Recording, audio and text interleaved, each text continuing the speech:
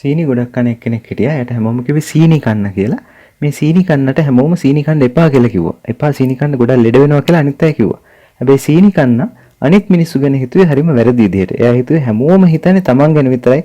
අනිත් මිනිස්සු කවුරුත් අවංක නැහැ. තමන්ගේ වාසියට විතරක් හැමෝම වැඩ කරන්නේ කියලා තමයි එයා අනිත් අය ගැන හිතුවේ.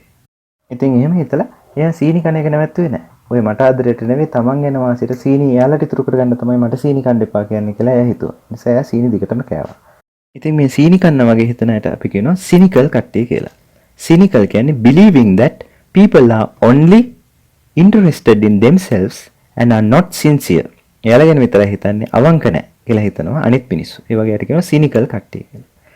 example එකක් cynical people say there is no such thing as true love. cynical මිනිස්සු හිතන්නේ ආදරය කියලා දෙයක් නැහැ. ඔක්කොම බොරුවක් කරන්නේ. Some people regard the governor's visit to the hospital as a cynical attempt to win votes. Governor ඇවිල්ලා හොස්පිටල් එකට ඒ ඇවිල්ලා තියෙන බොරුවට. මොකද votes ගන්න, ඡන්ද ගන්න.